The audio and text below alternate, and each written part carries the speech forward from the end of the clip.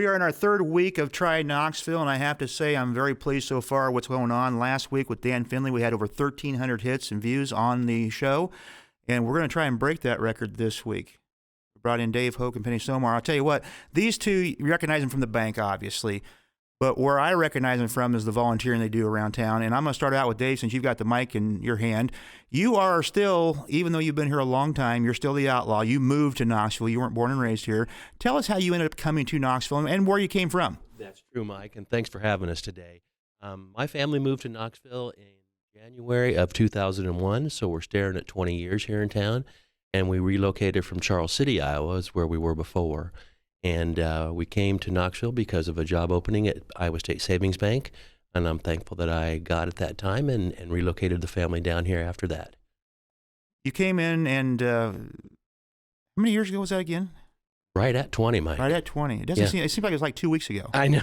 Yeah, we joke about that. I know it. I know it. But you hit the ground running around here when it came to volunteering. I can remember you in several other projects, but the project we're going to talk about today is close to everybody's heart, and that's part of the Bravo Concert Series. Now, Penny, we're going to pass the mic over to you real quick as well. When we hear your name, well, no. We're just going to flat out say it out loud. You learned it from your dad as far as volunteering around this town. I sure did. I mean, Bob was, involved in everything. And for those that don't know, Bob Edwards passed away here a few years ago. He was involved literally in everything from baseball to the SOS project you guys worked on together and everything in between. And you really have kept that family tradition going. Well, he set a high bar. He did. So I have a lot to live up to, and I hope I can just be half the person that he was. Well, you're doing a real good job. And the Bravo Concert Series, we'll get into that a little bit more, but I want to talk about Knoxville Performing Arts Center, because without that, I'm not sure there would be a Bravo Concert Series. I mean, this was an idea that came in, I want to say back in the mid-2000 era, about building on or adding on to the high school. Dr. Randy Flack was superintendent then. I think he kind of spearheaded that as well. Give us a little bit of history on the theater itself. Well, we tried it with the bond issue with the high school, and it didn't go. So right. I think that's things to come, right? Right. So when we started this whole program, because of that auditorium, it was really had no idea that it was going to grow into what it's grown into. We just wanted an opportunity to utilize the building, right, and to kind of showcase it to the community. So let's have a couple shows and see how that goes. And then the reception hasn't been what we'd hoped it would be, but the people that do come absolutely love it. So it's just, if we can get them in there, we've got them. The shows that I've attended, I call them the frequent flyers or the roadies, if you will. These are the same people that keep coming back because they appreciate not only the venue that comes in, but the sound quality, the show itself. I mean, it's a nice atmosphere. There's not a bad seat in the house. No. I mean, you can see well and hear well from anywhere. Right. So we're pretty proud of that. We've had, I don't know how many of our acts speak up afterwards and rave about the quality of the sound in the Performing Arts Center. And I know from Dr. Flack's days before he exited, there was a number of other schools in Iowa that toured that and have since, and used that as a model for other auditoriums around the state of Iowa. You know, you mentioned not a bad seat in the house, and it's not a sales gimmick. You know, anybody can say, oh, not a bad seat in the house, and you're, 70 feet up in the air. But you're literally, right there, not quite stage level at the back row, but as close as you can be, and you feel like you're part of the show a lot of times, depending on which show it is as well. They use this for concerts at the high school, just regular band concerts. I had the opportunity last month of going to, was it last month or January? Now I've lost track of my time. Heartache Tonight, right? The Eagles performance. Unbelievable. The weather didn't cooperate, but still had a decent turnout. I was kind of happy with that. Yeah. What's coming up this weekend is unbelievable, and it's Rumors by Fleetwood Mac, and this is a tribute band towards Fleetwood Mac. Go through the process of how you're finding these bands, because this is not an easy deal either. No, and that's quite a science. Early on, we had some assistance with another person that's no longer on our committee, but Dr. Randy Flack and his wife have really, they're the stars that go to different venues around the country and help pick out a multitude of acts, and then our group gets together and selects them accordingly.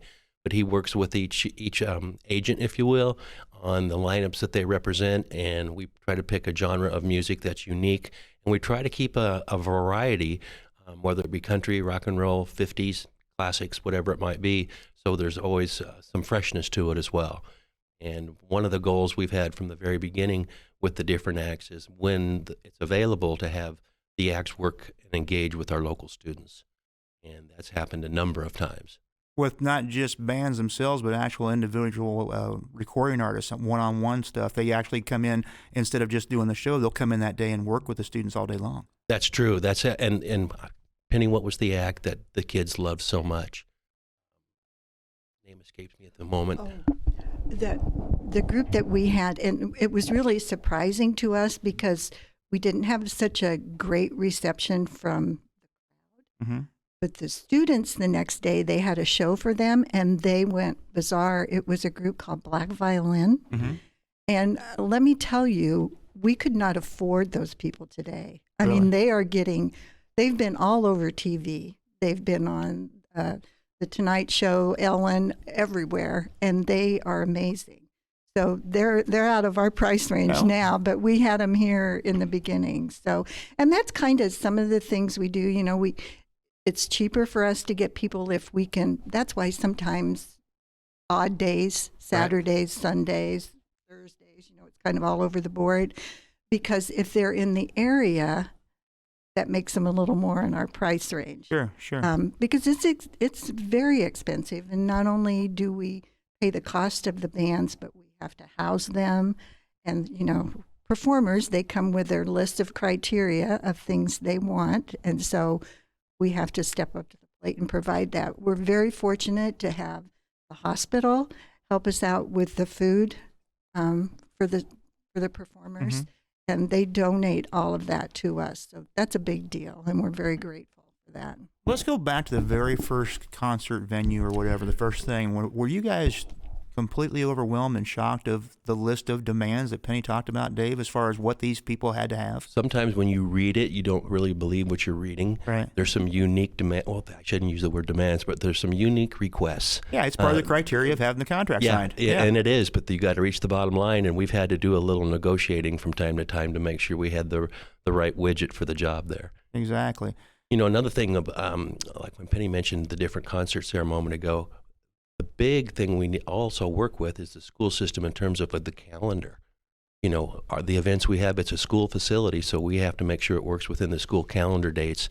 And we're fortunate to have a terrific relationship with the schools to make that happen.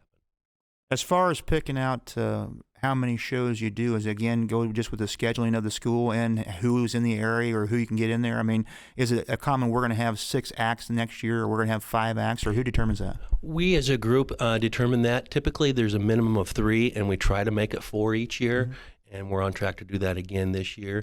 But when we think of a school calendar year and the multitude of activities the school system has, that's about as much as we can do. Then when you roll into summer, family schedules change so much, and it's just not a time of year we've touched on yet for summertime events. But during the school calendar year is when we focus on. You know, other things that happen with the Bravo Concert Series, and you mentioned some of the help you guys get, but the funding of this costs money, and no matter whether you sell 100 tickets or whether you sell 300 tickets, the check still has to be written. Who else helps around town with that? Well, that's a very good question, Mike, and we've been fortunate from the beginning to have 2 primary supporters for our events, and that's Weiler, and what began as Iowa State Savings Bank and has continued now as Marion County Bank as our 2 title sponsors. And then started, 3 years ago, Penny, that we did the partnerships where individuals could help donate to the program. Why don't you speak to that? We have different levels of sponsorships for the gifting, and people have been very receptive to that, and that has really helped us at least have a little buffer in our account. We're not running quite so thin. And it's, you know, if we want to keep this going, there's a lot of other things we'd like to do, but we're just trying to build up the funds to be able to. One of the things that we'd like to try to do is get email addresses for our people that come so that we can send out each year what our schedule is for the year. Right. So, you know, there's a lot of things on the horizon, and really in terms of what we've done, we're in the infinite stage still. So we're just excited about the things to come. We're really excited about the acts we've had this year. We've got a really good country act, I think, lined up for next year, and maybe some local stuff. So the third show, I guess, we're having this year is fairly local. Mm-hmm. It's a group out of musicians out of Des Moines. Right. So people may have seen them before and will know of them. So we're hoping we bring people in from there as well. And we've done a lot of advertising in surrounding areas, and we've gotten quite a good response from Pella. Mm-hmm.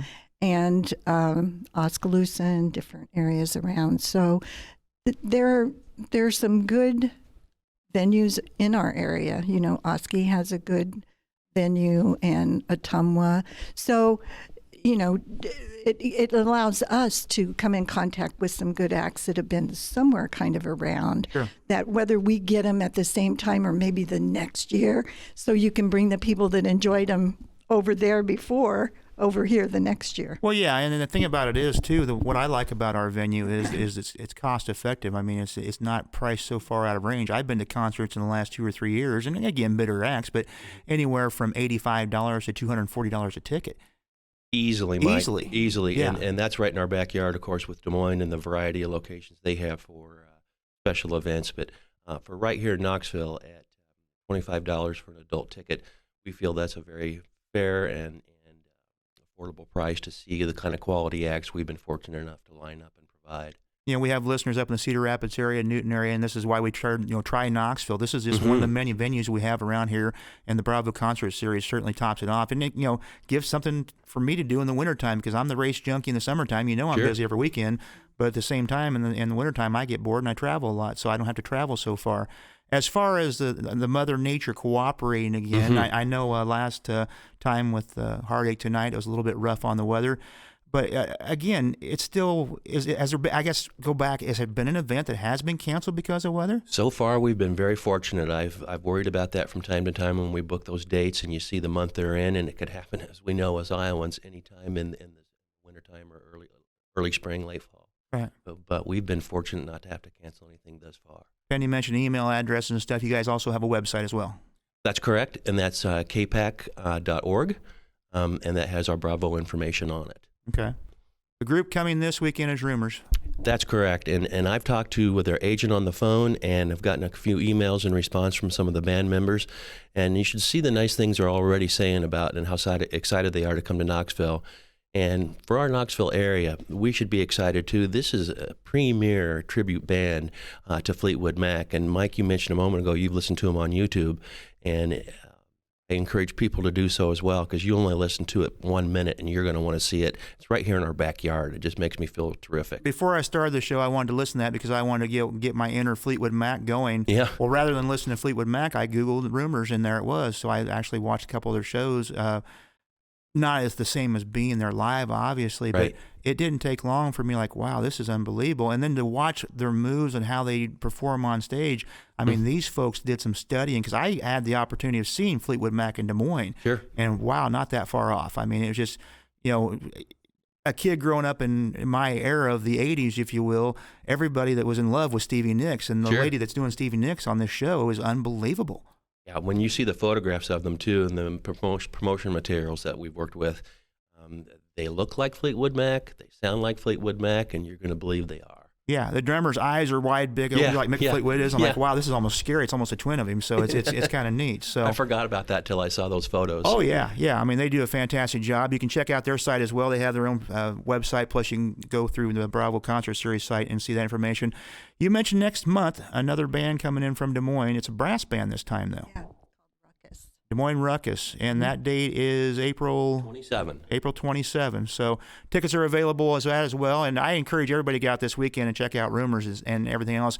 Are you going to give us a hint on this country thing coming next year, rather? Or No, you got to make me wait. We're going to talk about it next year. Yeah, right? we're going to do that. Yeah, exactly right. But the other thing I want to mention before we stop is when we started this, our kickoff to this was Simon Estes, Sure. and we packed the house Standing room. and haven't had it full since, but we will. Yeah. But kind of our premise was to not just have musical things Right. to kind of indoctrinate people with some things that they wouldn't see. We had a magic act that probably we had the most kids that we've ever had to a show, and they loved it. Right. And we do sell kids tickets for $10. So we're hoping we can get some kids to have date nights or just come for a fun time.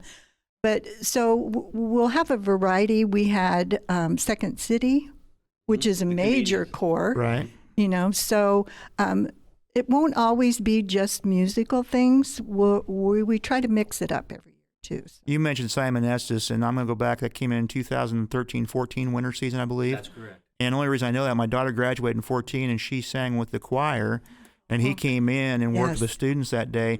So I went and watched. Wasn't it amazing? Unbelievable. And you're right, full house. I was kind of worried about being able to see my daughter sing up there, and he treated every individual student the same, straight across the board. It was unbelievable.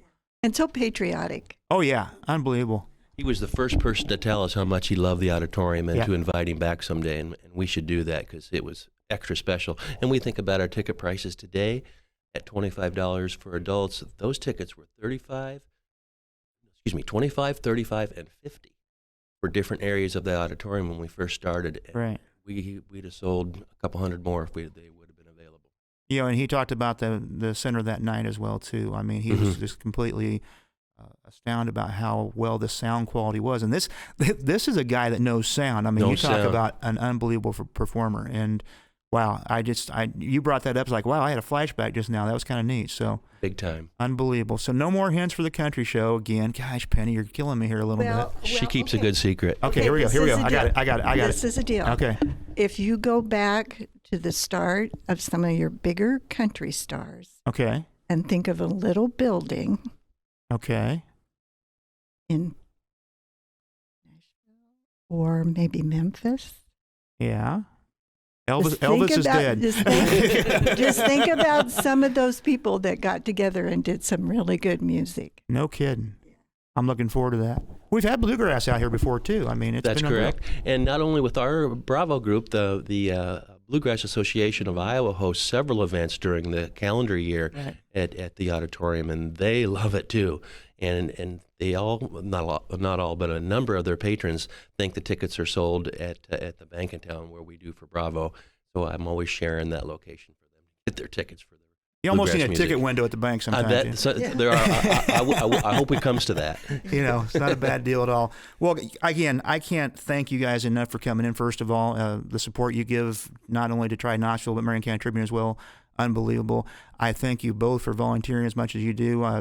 I almost feel bad when I come up to see David sometimes and ask him for a favor of something else I got going on, but he's always jumping right back in, and I really do appreciate that, sir. Well, thanks, Mike. We work well together, and we want to say thanks to you too and your whole team with helping us promote our events and the support that you give us. It goes a long way. And Penny, the same to you. You've been putting up with me for years, and I can't thank you enough. Even though you didn't recognize me this year at the Knoxville Hospital. I didn't. I Gala. had to ask who he was. Yeah, she thought I was Well, Eric Church, so I don't know what that was about. That but was a compliment. that was a compliment. I wish I had his money, but that's beside the point. So, all You know, right. the other last thing, Yeah, if I yeah, could you just bet. say, you know, we're here to promote the Bravo series, and we're very proud to do that.